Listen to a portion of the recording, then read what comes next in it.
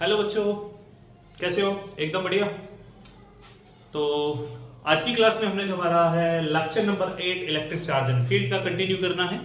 तो last class में हमने इलेक्ट्रिक फील्ड और ग्राफ के बीच में कुछ इलेक्ट्रिक फील्ड और डिस्टेंस के बीच में कुछ ग्राफ बनाए थे डिफरेंट डिफरेंट केसेस के लिए। आई होप आपका जो लास्ट लेक्चर है वो क्लियर हो गया होगा, कोई कॉन्सेप्ट मिस नहीं किया होगा आपने और कोई डाउट आपका नहीं रहा होगा। ठीक है, तो आज की क्लास में हमारा जो टॉपिक है वो है electric field intensity due to a semicircular charge ring. और जो रिंग है हमारी वो यूनिफॉर्मली चार्ज है। ठीक है, आज की क्लास का हमारा टॉपिक है। इससे पहले ये बात बोलना चाहूंगा कि अगर आपने अभी लास्ट लेक्चर्स को गो थ्रू नहीं किया है तो डिस्क्रिप्शन में लिंक अवेलेबल है, आप वहां से अपने लास्ट क्लास के टॉपिक्स को क्लियर कर सकते हो। ठीक है, ओके। तो जैसा कि हमारा जो आज की क्लास का टॉपिक है वो है यूनिफॉर्मली चार्ज रिंग है हमारे पास और सेमी सर्कुलर है। ठीक है, कंप्लीट रिंग नहीं है, सेमी सर्कुलर रिंग है और उसके सेंटर पर हमें इलेक्ट्रिक फील्ड कैलकुलेट करना है, कितना बनेगा कितना नहीं बनेगा। चलिए, तो डियर कंसीडर करते हैं हमारे पास ये है हमारी सेमी सर्कुलर रिंग। ठीक है, अब ये हमारी सेमी सर्कुलर रिंग हमने कंसीडर की है यहाँ पे। हमारा जो काम है वो है इसके सेंटर पर इलेक्ट्रिक फील्ड बताना है। भाई कितना है सेमी सर्कुलर, तो पहले सेमी सर्कल तो बना लेते हैं कंप्लीट। चलिए हम कंसीडर करते हैं ये हमारे पास बनता है इसका सेमी सर्कुलर पार्ट। ठीक है, चलिए, और हमारा जो काम है वो काम है कि हमें कैलकुलेट करना है इस रिंग के सेंटर पर कितना इलेक्ट्रिक फील्ड लगने वाला है। ठीक है, इस रिंग की वजह से, सेमी सर्कुलर पार्ट की वजह से जो सेंटर पर इलेक्ट्रिक फील्ड आने वाला है हमें वो बताना है कितना होगा कितना नहीं होगा। ठीक है, आज की क्लास का हमारा यही टॉपिक है। तो इसके लिए सबसे पहले एक बात बोलना चाहूंगा कि अगर हमारा अभी आपने एक जो टॉपिक था, जो लेक्चर था अभी आपने वो गो थ्रू नहीं किया है, जिसमें हमने डिस्कस किया था चार्ज डिस्ट्रीब्यूशन का कॉन्सेप्ट। ठीक है, चार्ज डिस्ट्रीब्यूशन का कॉन्सेप्ट हमने डिस्कस किया था एक लेक्चर के अंदर। अगर अभी आपने वो लेक्चर नहीं देखा है, अभी आपने वो लेक्चर गो थ्रू नहीं किया है, तो डिस्क्रिप्शन में लिंक अवेलेबल है। मैं दोबारा रिपीट कर रहा हूं, कॉन्सेप्ट का नाम था हमारा चार्ज डिस्ट्रीब्यूशन। ठीक है, electric charge and field charge distribution था हमारा लेक्चर का नाम। डिस्क्रिप्शन में लिंक अवेलेबल है, आप वहां से सर्च कर सकते हो, या फिर आपका जो सर्च बॉक्स है यूट्यूब का उसमें आपको डालना है चार्ज डिस्ट्रीब्यूशन, वहां पे आपको मिल जाएगा, या फिर सीपीआर की क्लासेस आप डालोगे तो भी आपको मिल जाएगा। ठीक है, आज की क्लास का हमारा टॉपिक है, तो हमने कंसीडर करना है ये हमारे पास है, ये क्या है, ये तो सबको दिख रहा है भाई, एक्सिस हो गई। ठीक है, अब देखो ये है हमारी रिंग, कंप्लीट रिंग। ठीक है, और रिंग जो है कैसी है, वो सेमी सर्कल है। सेमी सर्कल मतलब समझ में आता है ना सबको, सब जानते हैं कि आधा सर्कल होने वाला है। ठीक है, तो अब इसके लिए हमें गिवन है कुछ चीजें। चलिए सॉल्यूशन करते हैं डियर स्टूडेंट, देखते हैं क्या बनेगा। हमारा जो क्वेश्चन था वो क्वेश्चन मैंने बोर्ड पे लिखा हुआ है पहले। अब देखते हैं हम यहां से कुछ कंसीडरेशन पार्ट है हमारे पास कि हमने कंसीडरेशन में ले रखा है, जैसा हमें क्वेश्चन में गिवन है। आर हमारे पास है radius of ring, radius of ring. ठीक है, जो हमारी सेमी सर्कुलर रिंग है ना उसकी रेडियस को हमने कंसीडर किया है आर। और लैम्डा, लैम्डा देखो क्वेश्चन में हमें गिवन है charge per unit length, charge per unit length. ठीक है, इसको हमने दूसरे नाम से भी जाना था, अगर आपको याद हो तो हमने इसके बारे में बात की थी। इसका दूसरा नाम हमारे पास था लीनियर चार्ज डेंसिटी। ठीक है, चार्ज डिस्ट्रीब्यूशन वाले लेक्चर के अंदर हमने इसके बारे में डिस्कशन किया था।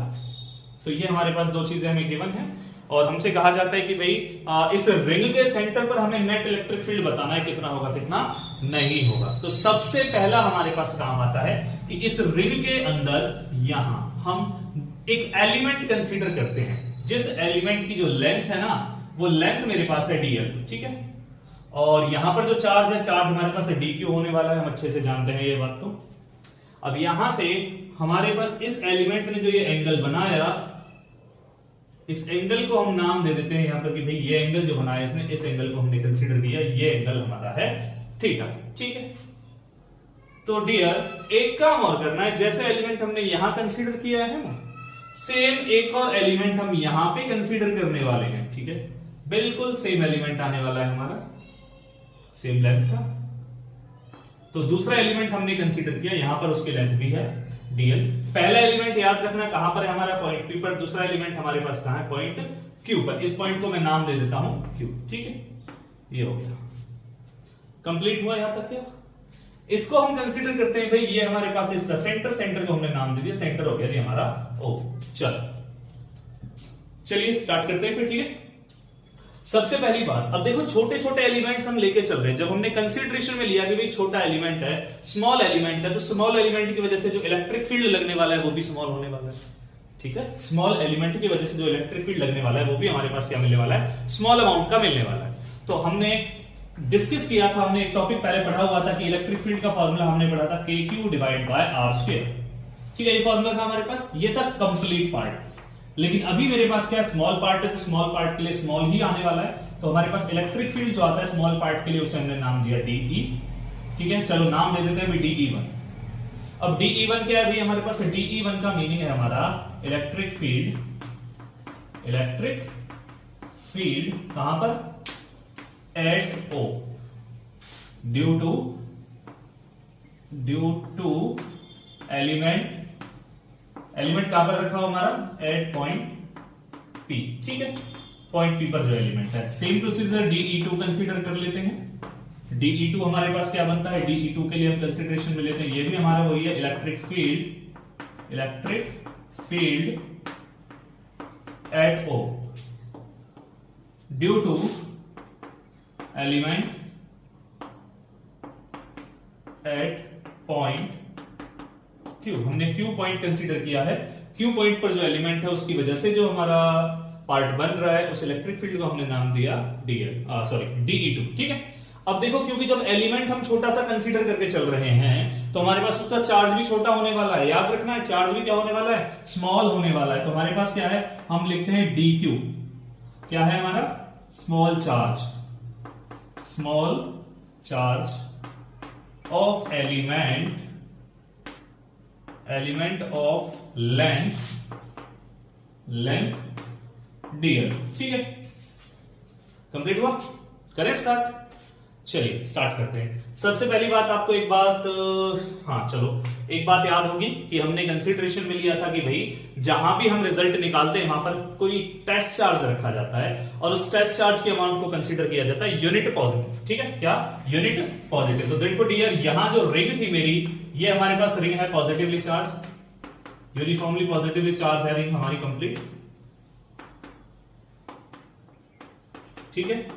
और जब रिंग यूनिफॉर्मली चार्ज है तो इस एलिमेंट का भी पॉजिटिव चार्ज मिलने वाला है। यहां पर जो हमारा टेस्ट चार्ज है वो भी पॉजिटिव चार्ज कंटेन करने वाला है। तो ये क्या करके जाएगा, ये करेगा यहां से रिपेल, तो रिपेल करके ये इधर की तरफ आया, इस डायरेक्शन को हमने नाम दे दिया DE1। ये रिजल्ट हमें क्या मिला, DE1 P एलिमेंट की वजह से, ठीक है। सेम कहानी हमारे पास क्या बनने वाली है, Q एलिमेंट की वजह से भी बनते हैं, तो इसे भी हमने नाम दे दिया अब यहां पर DE2। चलो पहला काम है हमारा DE1 और DE2 की वैल्यू फाइंड आउट करना, क्या होंगी क्या नहीं होंगी, ठीक है। देखो लास्ट तक चलना है तभी क्लियर होगा टॉपिक। अगर आपको टॉपिक क्लियर करना है तो लास्ट तक चलना पड़ेगा, सबसे बड़ी बात यह है, ठीक है। देखिए ये कंफर्म है, लास्ट तक चलोगे, बहुत इंटरेस्टिंग टॉपिक है, बहुत अच्छे से क्लियर होने वाला है, ठीक है। बस यही है कि आपको लास्ट तक चलना पड़ेगा स्टेप बाय स्टेप, ठीक है डियर। चलिए बढ़ते हैं आगे। अब DL हमारे पास आ चुका है, ठीक है। अब मुझे कैलकुलेट करना है DE1। DE1 क्या बनेगा हमारा, हम जानते हैं हमारे पास होता है K, स्मॉल चार्ज है DQ, और डिस्टेंस अभी क्या है हमारे पास OP स्क्वायर, तो यहां पर हमने यूज कर लिया इसे OP स्क्वायर, ठीक है।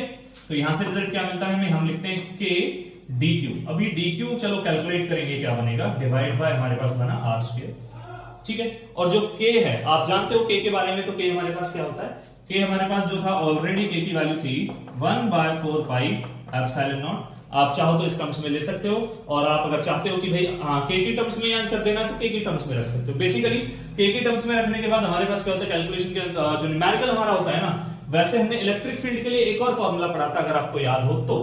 देखो हमारे पास फॉर्मूला था, एक तो था E is equal to KQ divide by R square, ठीक है। और एक फॉर्मूला हमारे पास था E is equal to 1/4 pi epsilon naught Q divide by R square. ये दो फॉर्मूले अवेलेबल थे हमारे पास। बस ये है कि ये थोड़ा छोटा फॉर्मूला लग रहा है देखने में, है ना। छोटी चीज बड़ी आसान तरीके से याद हो जाती है, हम तो सब जानते हैं जी ये बात, है ना। और इसकी जो न्यूमेरिकल में वैल्यू प्लेस हम करने जाते हैं तब भी कैलकुलेशन हमारी थोड़ी आसान पड़ जाती है, इसलिए बस मैं इसका यूज कर लेता हूं, ठीक है। आपका मन कर रहा है, आपकी चॉइस है भाई कि 1/4 पाई एप्सिलॉन नॉट लेके चलना है तो उससे भी आप चल सकते हो। देखो कैसे बनेगा अभी, DE1 इज इक्वल टू क्या बना, 1/4 पाई एप्सिलॉन नॉट हो गया इंटू में क्या है D Q divide by R square. ठीक है, करें शुरू। चलिए अब देखो आपको यहां पर एक कॉन्सेप्ट गिवन है छोटा सा, उस कॉन्सेप्ट का हमने बहुत यूज करना है। आपको गिवन है चार्ज पर यूनिट लेंथ, आपको जो गिवन है ना वो है लैम्डा। इसका मतलब है charge per unit length, point को समझना है कि चार्ज पर यूनिट लेंथ। देखो लैम्डा हमारे पास क्या मिला, लैम्डा मिला चार्ज डिवाइड बाय लेंथ। तो डियर अगर हम यहां से हम चार्ज निकालने जाते हैं क्या बनता है लैम्डा इंटू एल। ठीक है, अब हमें क्या चाहिए, हमें तो भाई स्मॉल चार्ज चाहिए, छोटे से एलिमेंट का चार्ज चाहिए। तो छोटे से एलिमेंट का चार्ज हमें क्या मिलता है D Q is equal to lambda into D. ठीक है, ये मिलेगा, लेसन करो। तो अब रिजल्ट क्या होता है, this implies we can write as, हमारे पास क्या होता है हम लिखते हैं D Q is equal to lambda into DL. तो फाइनली हमें क्या मिला, DE one is equal to कितना मिलता है 1/4 pi epsilon naught, 1/4 pi epsilon naught into lambda DL divide by R square. ठीक है, ये हमारे पास आ चुका है डीई वन, डीई वन की वैल्यू आ चुकी है। अब क्या कैलकुलेट करना है हमने, अब कैलकुलेट करना है हमने डीई टू। डीई टू क्या है, डीई टू है सिमिलर एलिमेंट, हमने कंसीडर किया था पॉइंट क्यू पर, और उसकी भी जो लेंथ थी ना वो सिमिलर थी डीएल की। ठीक है, जब सिमिलर एलिमेंट है, सिमिलर लेंथ है, तो चार्ज भी उसके पास सिमिलर ही आने वाला है। इलेक्ट्रिक फील्ड हमारे पास अब क्या आता है, इलेक्ट्रिक फील्ड हम लिखते हैं डीई टू, स्मॉल एलिमेंट की वजह से तो हमारे पास क्या था K D Q divide by O Q square. ठीक है, थीटा मैंने कंसीडर किया था डायरेक्शन के बीच का एंगल, उसके बारे में भी हम बाद में बात करने वाले हैं। ठीक है, तो हमारे पास क्या बनता है यहां से देखो DE two is equal to K हमारा वही 1/4 pi epsilon naught D Q, और ओ क्यू हमारे पास क्या था, ओ क्यू हमने कंसीडर किया था R square, sorry O Q जो था वो था आर। ठीक है, रेडियस है ना, देखो ओपी भी रेडियस है, ओक्यू भी रेडियस है, रेडियस तो सेम ही रहने वाली है, तो इसलिए हमने कंसीडर कर लिया उसे आर। ठीक है, तो यहां से डियर डीई टू की वैल्यू आती है। अब अगर आप चाहो तो डीई टू को भी सिमिलर चेंज करोगे, DE two is equal to कितना बनता है हमारे पास 1/4 pi epsilon not into D Q. D Q देखो हमारे पास क्या है, डी क्यू हमारा है lambda DL, lambda DL divide by R square, equation number 2। ठीक है, और 1 हमारे पास है यहां पर। तो अगर हम इक्वेशन नंबर 1 और 2 का यूज करते हैं तो क्या बनता है, इक्वेशन 1 और 2 से हम देखते हैं फ्रॉम इक्वेशन 1 एंड 2। देखो हमें सीधा सीधा रिजल्ट मिल रहा है कि भाई जो मैग्नीट्यूड इलेक्ट्रिक फील्ड DE1 का है वही मैग्नीट्यूड इलेक्ट्रिक फील्ड DE2 का है। आप चेक कर सकते हो इक्वेशन नंबर 1 और 2, देखो सेम सेम दिख रहा है 1/4 pi epsilon naught 1/4 pi epsilon naught lambda DL divide by R square divide by R square. यहां तक का कॉन्सेप्ट क्लियर हुआ, पक्का? चलिए आप इसे पहले फटाफट नोट डाउन कीजिए, फिर हम इसे रफ करके आगे बढ़ने वाले हैं। जल्दी कीजिए।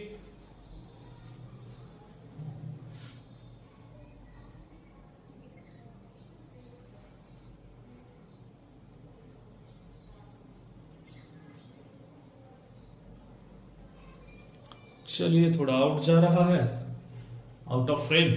चलिए थोड़ा एडजस्ट कर देते हैं इसे, तो अब थोड़ा ठीक है, अब यूज हो गया कंप्लीट। ठीक है, अब ऊपर से होगा, चलो कोई बात नहीं। क्वेश्चन तो आपने नोट कर लिया ना पहले, चलिए फटाफट नोट डाउन कर लीजिए, आगे बढ़ते हैं फिर, जल्दी कीजिए।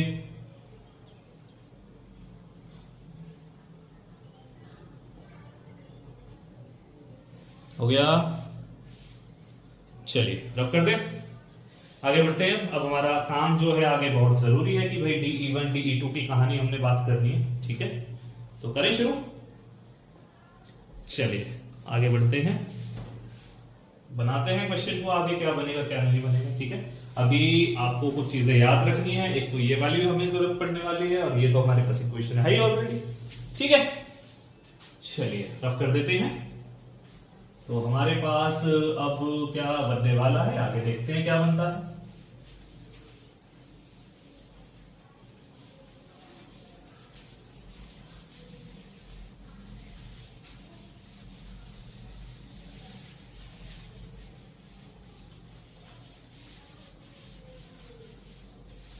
चलिए देखो, अभी हमने कैलकुलेट किया था DE1 इक्वल टू हमारे पास था lambda DL divide by 4 pi epsilon not into R square, और DE2 भी हमने कैलकुलेट किया था lambda DL 4 pi epsilon naught into R square, ठीक है। और एक और स्टेप हमारे पास अवेलेबल था, DE1 is equal to DE2, ये भी वैल्यूज हमारे पास अवेलेबल थी, ठीक है।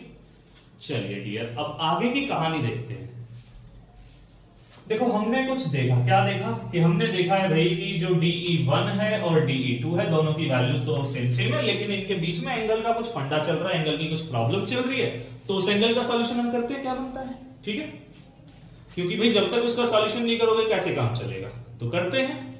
अब देखो जितना एंगल यहां पर था उतना ही एंगल ये बनाने वाला है, और जितना एंगल यहां पर है उतना ही एंगल ये बनाने वाला है, तो यहां पर ये बन गया एंगल थीटा, और ये भी आपके पास एंगल हो गया थीटा, ठीक है।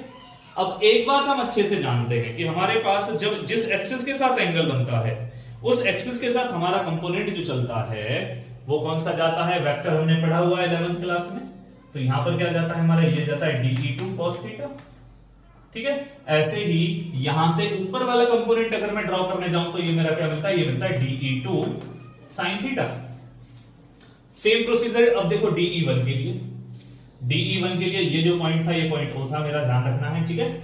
और यहां पर जब DE1 का देखा मैंने, DE1 देखो यहां पे एंगल बना रहा है, तो ये क्या बना हमारा, ये बना DE1 cos थीटा, ठीक है। और ये परपेंडिकुलर एक्सिस पर ये यहां पे आया, तो यहां पर क्या बना हमारा, ये बना DE1 sin थीटा। कंप्लीट हुआ, कंपोनेंट मुझे मिल गए सारे के सारे। अभी मैं कंपोनेंट्स को कंप्लीट कर चुका हूं। अब देखो हमारे पास क्या बन रहा है, हमारे पास यहां पर एक चीज मिल रही है छोटी सी, देखते हैं क्या मिलता है। देखो रिजल्ट हमारा सीधा सीधा हमसे क्या कह रहा है भाई, रिजल्ट का कहना है, देखो DE1 और DE2 दोनों बराबर, DE1 sin theta DE2 sin theta दोनों सेम सेम हो गए, और दोनों की डायरेक्शन क्या है, अपोजिट है। DE1 sin theta, DE1 sin theta and DE2 sin theta कैसे हैं, are equal and opposite, equal and opposite. अरे भाई जब ये इक्वल एंड अपोजिट है तो क्या होगा, कैंसिल आउट हो जाएंगे, तो हम यहां पर लिख देते हैं, सो दे विल कैंसल आउट, ठीक है। ये क्या करते हैं, कैंसल आउट हो जाते हैं। तो यहां पर अब क्या बचा हमारे पास, हमारे पास बचा ओनली कॉस कंपोनेंट, ठीक है। तो हमारे पास अब क्या था, यहां पर हम लिख देते हैं net electric field will only be due to cos component, ठीक है, cos थीटा। तो फाइनली हम लिख देते हैं नेट इलेक्ट्रिक फील्ड जो बनने वाला है इज इक्वल टू, यहां हमारे पास हम यूज कर लेते हैं इंटीग्रेशन DE cos थीटा। अब मेन प्रॉब्लम ये आती है कि जी सर हमें तो ये बताया जाता है जब दो वेक्टर एक ही डायरेक्शन में होते हैं तो उनका एडिशन कर देते हैं, तो ऐसे तो हमने DE1 cos थीटा और DE2 cos थीटा दोनों को ऐड करना चाहिए, लेकिन हम यहां पे ऐड क्यों नहीं कर रहे, सबसे बड़ी प्रॉब्लम है, ठीक है। इस प्रॉब्लम से दूर होने का एक रास्ता हमारे पास ये है कि भाई जो रिंग है ना हमारी, जो सेमी सर्कुलर रिंग है, ऐसी DL लेंथ वाले छोटे छोटे एलिमेंट्स बहुत सारे इसमें लगे हुए हैं, हमें नहीं पता कितने एलिमेंट्स हैं। तो इस प्रॉब्लम को रिजॉल्व करने का, सॉल्व करने का हमारे पास एक ही रास्ता बचता है, और वो रास्ता क्या है हमारा, कि भाई सीधा सीधा हमें सॉल्व करना पड़ेगा इसे ऑन द बेसिस ऑफ किसमें, इंटीग्रल पार्ट में, ठीक है। इंटीग्रल पार्ट हमें क्या दिखाएगा, इंटीग्रल पार्ट हमें कंप्लीट का रिजल्ट दिखा देगा, भाई जो कंप्लीट है ना उसका रिजल्ट इतना बन रहा है, ठीक है। कंप्लीट कहानी आगे प्रोसीड करें, चलिए देखते हैं। तो हमारे पास अब क्या बनता है, यहां से हम लिखते हैं भाई, यहां हमारे पास आता है E is equal to, this implies electric field E is equal to, हमारे पास बना इंटीग्रेशन। अभी वेरिएबल का फंडा चलने वाला, वेरिएबल देखना है कौन सा बनेगा, ठीक है। वेरिएबल अभी हम करने वाले हैं। तो देखो यहां पर हमारे पास ये इसकी विड्थ भी तो है ना, तो यहां पर ये क्या कर रहा है, यहां पर इसने कुछ एंगल फॉर्म कर लिया, ठीक है। ये कुछ एंगल बना लिया इसने भी, और इस एंगल को हमने नाम दे दिया क्या है, डी थीटा। ऐसे ही ये वाला एलिमेंट भी अपना कुछ एंगल फॉर्म करने वाला है, इस एंगल को भी हमने नाम दे दिया डी थीटा, ठीक है। अब मुझे डीएल की वैल्यू चाहिए, डीएल नहीं पता कितना है, डीएल हमें नहीं पता, डीएल निकालने का रास्ता याद है, अब हमें यूज करना पड़ेगा, ठीक है। डीएल की वैल्यू को कैलकुलेट करना पड़ेगा। चलो वैल्यू कैलकुलेट करते हैं पहले डीएल। सबसे पहले एक काम करते हैं, डीई की वैल्यू रखते हैं। डीई हमारे पास क्या था, डीई हमारे पास था, हमने पढ़ा था lambda DL divide by 4 pi epsilon not into R square, ठीक है। इनटू में बना हमारा cos थीटा। अब हमें प्रॉब्लम सॉल्व करनी है डीएल के लिए। देखो डीएल क्या है, लेंथ है, ये क्या लेंथ ऑफ आर्क है, है ना, लेंथ ऑफ आर्क है ना, और लेंथ ऑफ आर्क हमारे पास किसके बराबर होता है, एज हम एक बात अच्छे से जानते हैं भाई, थीटा जो होता है ना हमारा, थीटा हमारा होता है length of arc by radius. Length of arc क्या है, डीएल, और रेडियस क्या हमारे पास आर। तो दिस इंप्लाइज डीएल की वैल्यू क्या मिलती है हमें, आर डी थीटा। वैल्यू उठाओ भाई, रखो वैल्यू उठाओ, प्लेस अप करो।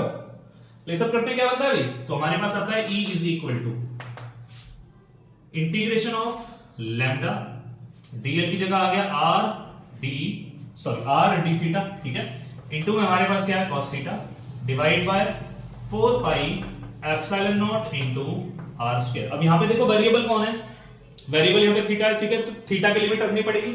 अब देखो भाई थीटा मिनिमम कितना हो सकता है, थीटा मिनिमम हो सकता है जी यहीं पर सीधा एलिमेंट जो मींस जो हमने एलिमेंट यहां कंसीडर किया था ना, ये यहां ना आके सीधा यहां पे पहुंच जाए, मतलब थीटा की मिनिमम वैल्यू तो 0 हो सकती है, कह सकते हैं, ठीक है। या फिर दूसरा हम कह सकते हैं कि भाई जो थीटा है एक बार नीचे बन जाए एक बार ऊपर बन जाए। नीचे बनने का मतलब नेगेटिव एक्सिस पे गया, और नेगेटिव एक्सिस पे जाते ही क्या बनता है, minus of pi by 2, perpendicular draw होगा ना नीचे की तरफ। मैक्सिमम मिनिमम क्या हो सकता है, मिनिमम एंगल यहां से जाके नीचे बन सकता है भाई, ठीक है, तो इसलिए हमने यूज कर लिया यहां पे माइनस ऑफ पाई बाय 2, ठीक है। अब एक और रास्ता हमारे पास आता है कि हम यूज कर लेते हैं यहां पर कि ऊपर भी तो जा रहा है ना, ऊपर भी बना रहा है, एंगल ऊपर भी बना रहा है, ऊपर बना रहा है, तो हमारे पास क्या बनता है, इसकी जो अपर लिमिट बनती है वो बनती है प्लस का पाई बाय 2, ठीक है, माइनस का पाई बाय 2 और प्लस का पाई बाय 2। सबसे बड़ी प्रॉब्लम लिमिट्स को आइडेंटिफाई करने में थी। वेरिएबल हमें मिला यहां पर एंगल, तो एंगल की जो लिमिट्स हमारे पास बन रही है, एक लिमिट हमारे पास है माइनस पाई बाय 2 और एक लिमिट हमारे पास है प्लस पाई बाय 2, ठीक है, क्लियर। चलिए आगे बढ़े। देखो डियर आर स्क्वायर है, आर है, एक आर यहां से मर गया, यहां पर क्या बचा हमारे पास, यहां पर जो कांस्टेंट चीज है वो बाहर, electric field E is equal to, देखो लैम्डा बाहर हो गया, 4 पाई एप्सिलॉन नॉट बाहर हो गया, इनटू में आर भी बाहर हो गया। अंदर क्या बचा हमारे पास, हमारे पास बचता only cos theta D theta, ठीक है, cos theta into D theta, ठीक है। अब लिमिट हमारे पास क्या थी, माइनस पाई बाय 2 और प्लस पाई बाय 2। बनाओ जी integration, E is equal to lambda by 4 pi epsilon not into R, हो गया। अभी देखो अभी हमारे पास है cos थीटा, तो cos का इंटीग्रेशन क्या होता है, cos का इंटीग्रेशन हमारे पास होता है माइनस साइन, तो हमें यूज करना है, ठीक है। cos का इंटीग्रेशन हमारे पास था minus sine theta, minus sine होता है प्लस साइन होता है ना। चलिए cos का इंटीग्रेशन होता है हमारा साइन थीटा, ठीक है, तो यहां पर साइन थीटा हो गया, और एंगल हमारे पास माइनस पाई बाय 2 और हमारा है प्लस पाई बाय 2, ठीक है। चलिए सॉल्व करवा के देखते हैं क्या बनता है। हमारे पास बनता है electric field E is equal to, देखो lambda divide by 4 pi epsilon not into R, हो गया यहां तक का।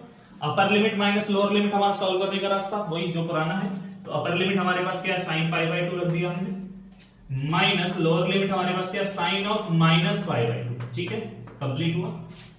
अब देखो एक बहुत जरूरी बात जो यहां से आपको याद रखनी है कि हमारे पास जो साइन होता है ना वो ऑड फंक्शन होता है। Odd function, even function, odd function याद होंगे, पहले भी हमने डिस्कशन किया हुआ है इवन फंक्शन और ऑड फंक्शन के बारे में। मैं कोई दोबारा बता देता हूं, बेसिकली हमारा जो साइन है वो ऑड फंक्शन होता है। ऑड फंक्शन कहता है कि अगर इसके अंदर एंगल में माइनस होता है ना तो वो एंगल बाहर आ जाता है। मींस कहने का मतलब क्या है, अभी देख लो क्या होता है हमारे पास। हमारा जो क्वेश्चन है हमारा कुछ इस तरह से रिप्लेस हो जाता है, lambda divide by 4 pi epsilon naught R into, ये हमारे पास बना sine 90 sine pi by 2 plus minus था, ये वाला माइनस बाहर आ चुका है, क्यों, क्योंकि साइन जो है हमारा ऑड फंक्शन है, ठीक है। तो यहां पर क्या बना दोबारा से ये sine of pi by 2 complete हुआ। चलिए फाइनल आंसर बनाइए, आगे देखते हैं क्या बनता है। जैसे ही आप सॉल्व करते हो आपके पास क्या बना, E is equal to lambda by 4 pi epsilon not into R. अभी देखो हमारे पास क्या लिखा हुआ है, साइन पाई बाय 2, और साइन पाई बाय 2 मतलब साइन 90 होता है, और साइन 90 की वैल्यू तो 1 होती है, तो हमारे पास ये बना 1 प्लस 1। तो इलेक्ट्रिक फील्ड क्या मिलता है finally, electric field is equal to 2 lambda divide by 4 pi epsilon naught R, ठीक है। तो यहां से कुछ कैंसिल आउट हो जाएगा, देखो 2 से 2 मर गया, तो इलेक्ट्रिक फील्ड हमारे पास क्या बनता है, इलेक्ट्रिक फील्ड अगर हम बात करने जाएं, अभी हम बात कर रहे हैं डायरेक्शन की नहीं है, ओनली मैग्नीट्यूड है, ठीक है। ध्यान रखना थोड़ा सा इस चीज का, मार्क्स करते हैं वरना फिर कहोगे कि सर ने बताया नहीं, तो याद रखनी है चीज, ठीक है। यहां हमारे पास ओनली मैग्नीट्यूड था, लिखा हुआ था ऑलरेडी मैग्नीट्यूड ही, ठीक है। तो अभी रिजल्ट हमें क्या मिलता है यहां से, electric field is equal to 2 से 2 कैंसिल आउट हो जाता है, तो हमारे पास बना lambda divide by 2 pi epsilon naught R. ठीक है, ये हमें मिलता है इलेक्ट्रिक फील्ड। और अगर आप इसे वेक्टर फॉर्म में ट्रांसफर करने जाते हो तो वेक्टर फॉर्म में ट्रांसफर करके लिख सकते हैं electric field is equal to lambda divide by 2 pi epsilon naught R into N cap. N cap का मतलब क्या है हमारा यूनिट नॉर्मल वेक्टर। ठीक है, मींस जो यहां पर इलेक्ट्रिक फील्ड की डायरेक्शन बनने वाली है वो लूप के परपेंडिकुलर बनने वाली है। ठीक है, क्लियर? फटाफट नोट डाउन कीजिए, चलो जल्दी से फटाफट नोट डाउन करो।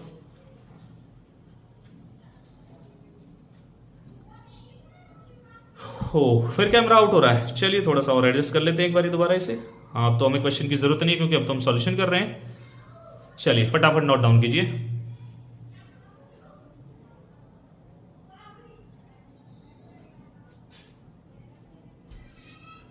हो गया?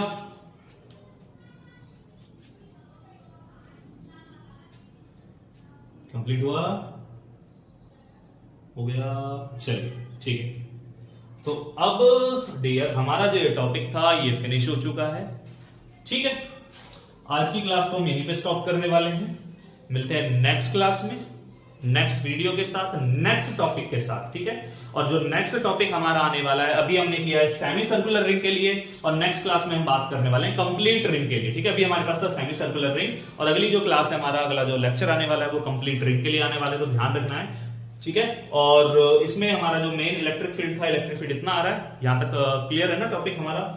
चलिए, आपको एक काम और करना है। क्या करना है? अगर आपने क्या करना है, अगर आपने अपनी आप ये चाहते हो कि हमें जो जैसे ही नेक्स्ट वीडियो अपलोड हो उसका लिंक तुरंत मिल जाए, उसका नोटिफिकेशन तुरंत मिल जाए, तो भाई सबसे जरूरी चीज है कि चैनल को सब्सक्राइब करना है। ठीक है, और देखो एक चीज की बहुत कमी हो रही है यहाँ पर, वो कमी ये आ रही है कि आपका डाउट है, क्लियर हो रहा है, नहीं हो रहा है, ऐसा कोई कमेंट नहीं आ रहा है। ठीक है, तो ये कमेंट्स करके अपने डाउट्स क्लियर हो रहे हैं, नहीं हो रहे, प्रॉब्लम आ रही है तो क्या प्रॉब्लम आ रही है, जिससे हम उसका सॉल्यूशन कर पाए, क्योंकि जब तक आपके वैल्यूएबल थॉट्स हमारे पास नहीं होंगे तब तक हम उनका सॉल्यूशन नहीं कर पाएंगे। ठीक है, okay, like share and subscribe. मिलते हैं नेक्स्ट वीडियो में, तब तक के लिए बाय बाय।